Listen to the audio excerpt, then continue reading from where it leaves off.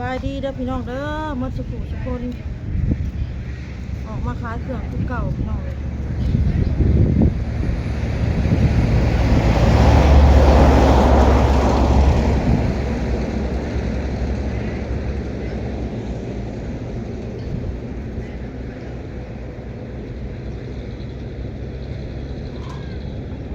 มาโต้ใครจะอยู่ในใครจะโอโต้อยู่ในสบายดีมาสุขุสุคนเด้อพี่น้องเด้อ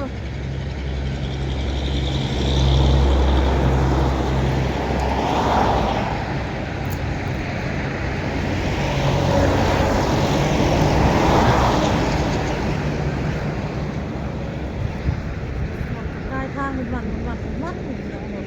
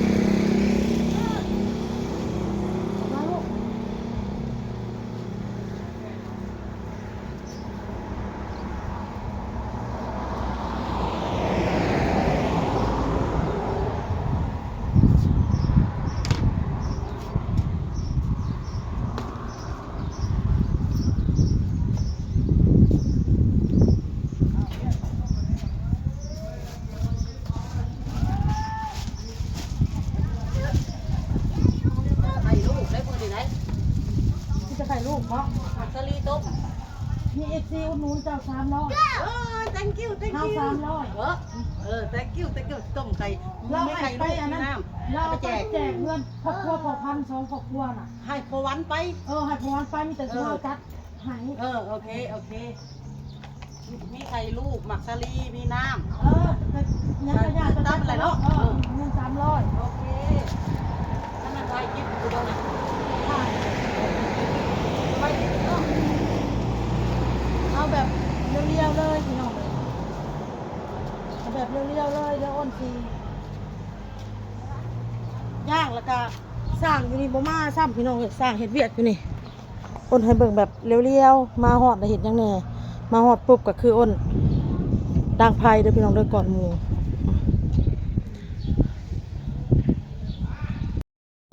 สั่งเฮ็ดเวียกอยู่นี่บ่มาซ้ำพี่น้องเอ้ยสั่งอยู่นี่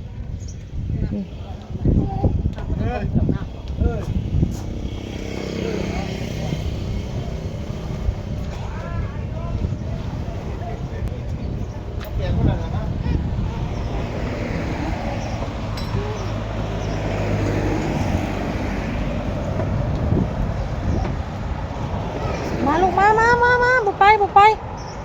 ให้แบบให้เห็นแบบเรียวๆเลยนะค้นของค้นออกค้นเข่าอีแหละ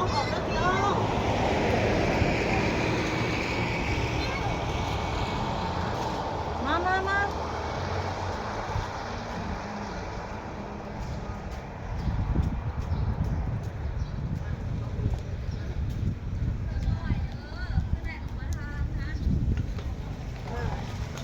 สาวน้อยไปใส่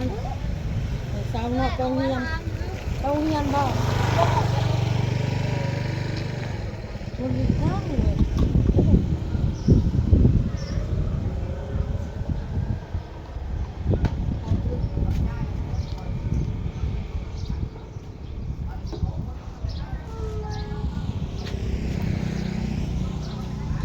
มันมีผู้ซอยแล้วน้องบอลเตาเฮียนน่ะ โอยู่เลยเนาะ ผู้ชายกับเตาเฮียนแล้วมันผู้ซอยไปเอาหน้าเห็ดแม่สมอง ญาติเฮ็ดเอาคอยเฮ็ดเอามีเวลาของวัดนะ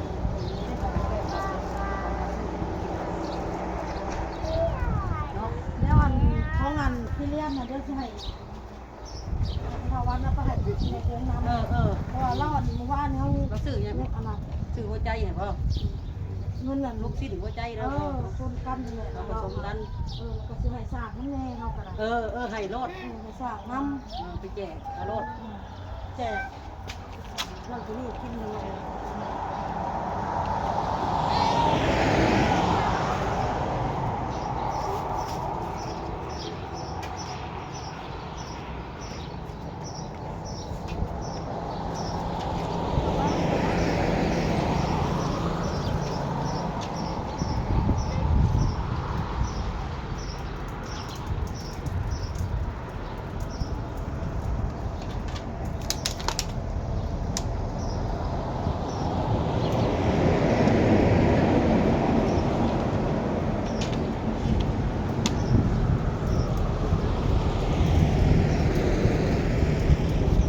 เด็ดลูกเพื่อน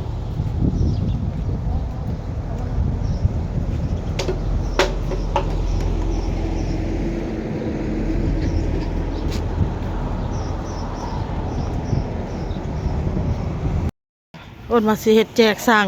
อยู่นี่แล้วก็เห็ดกำแพงอยู่หันแล้วก็เห็ดเฮือนหลังนี้พี่น้องบวันเพิ่นบ่มาเนาะนี่ก็โอ้ก็สิมีแต่แจกสั่งคนนี้แล้วนี่พี่น้องข้างเฮือนซะน้อยนี้แล้วก็เอาไปให้พ่อใหญ่พงน้ำแน่เนาะพี่น้องเนาะแล้วก็ให้น้องทองก็แม่น้อยกินแน่เพอมื้อเช้านี่อ้นก็จัดไป10 ไม้ให้อันนั้นเนาะให้น้องบอลไปปั่นหมู่เพิ่นกินอยู่โรงเรียนเด้พี่น้องแม่น้อยคนออกมาเลย ตอนนี้แล้วออก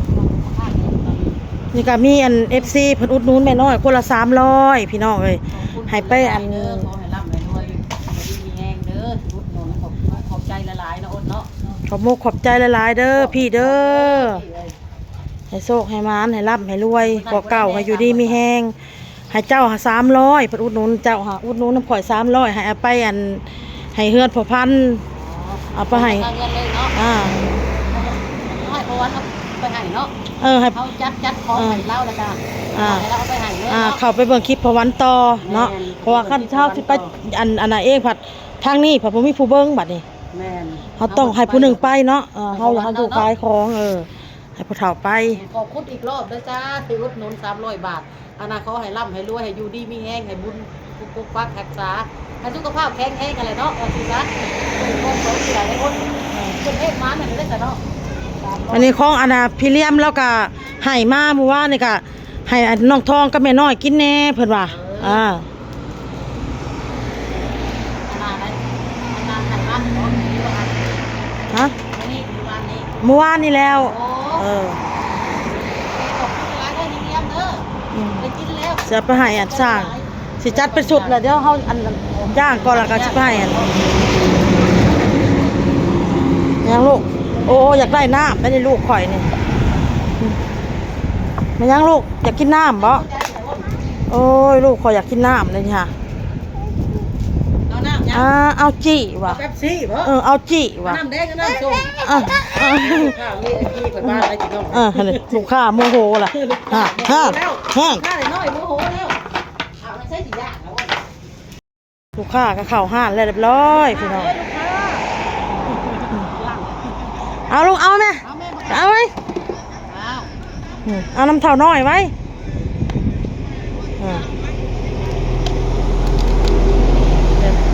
ลูกค้าขอกลับมาแล้วลูกค้าคอยสาวจุ่นนี่กำลังเอาออกมาปีกนี่ไฟมันยังอันไหนอยู่นี่ไฟมันแห้ง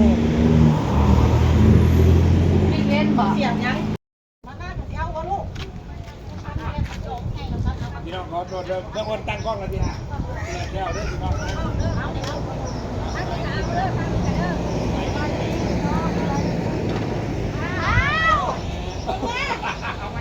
มือไหวทัวเป็นทันกล้องนี่ บอกก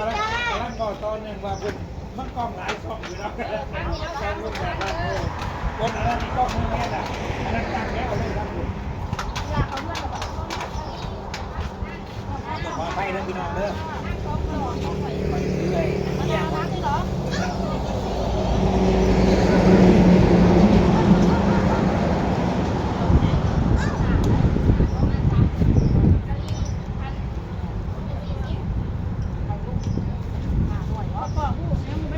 มาตรงกล้องจะไปใส่ แต่ว่าดีน้องมัน ไม่ แน่ ยังกันนะ ตั้งเราได้เลยก็ได้หลายมุม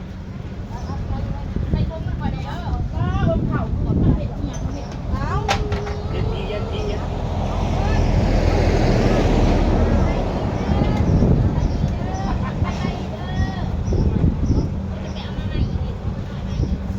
หน้าตากล้องน้ำลายแตกไม่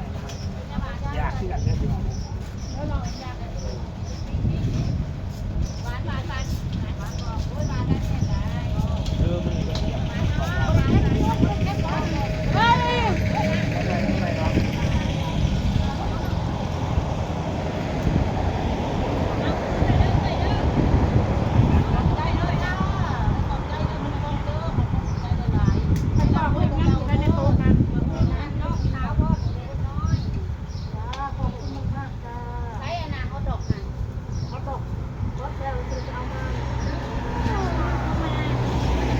กระ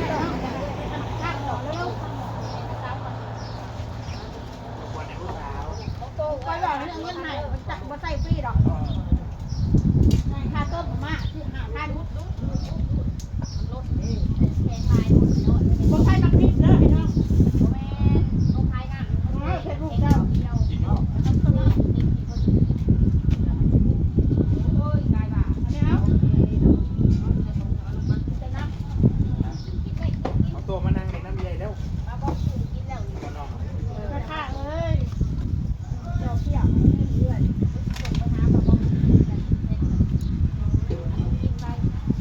แม่ป้าอันนี้อยากดูเพราะอยากคนทักเลยเขาใส่ได้แบบ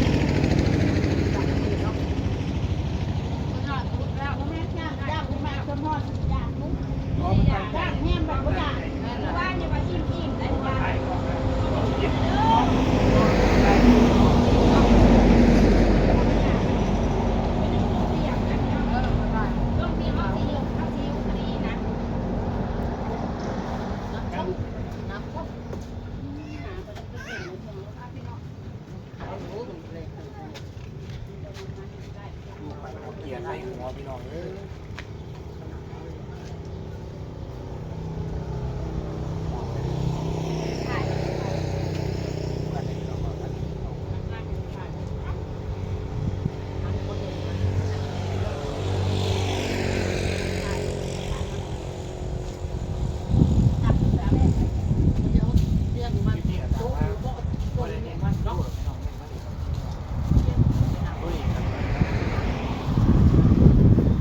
อ้นกูเอาไว้ยังนี่อันนี้นะอ้น แล้วมันตกเฮาหามันขี้อยู่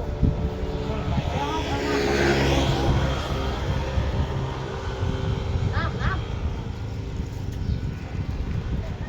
มาอุดหนุนแม่มาอุดหนุนแม่ มาอุดหนุนแม่ไข่นอกไข่ลูกอุตลีนี่รถ พากันมาไปจัดตู้มีบ้านเรียกมันปิ้งให้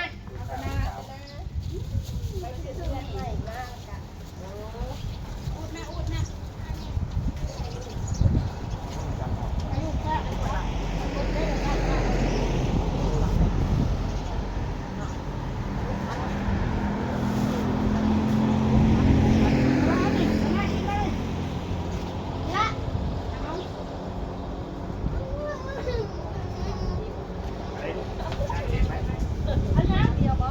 เฮ้ยกระเบื้องกว่าว้าวนะแม่แล้วลุง มา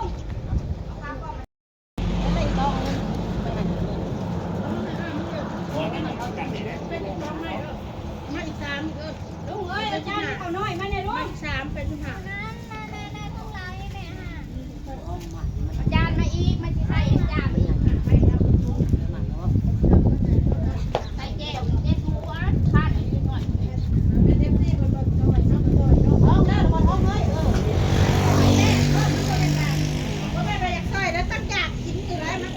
ไข่คนไทยไข่นั่น มือวานนี่อีก อันนี้ของในกินมา มีประหยัดกินอย่าบอกนะอ้นอ้นว้าไปแจกทางอื่นเด้อบัดอีแม่ไปว่ามันช่วงเที่ยงได้เนี่ยช่วงเที่ยงพนันพดไงพนันพดก่อนมันใหม่เวลาเตรียม ถ้าเราทุกน้ำติดเจ้าจะไปติดไว้เรา อ้นเบิ่งเกิดไว้ใส่เข่าธนาคารเบิ่ง โอ๊ยใส่เกิบยักษ์เขาก็ได้แล้วเขาไม่มีเงิน ได้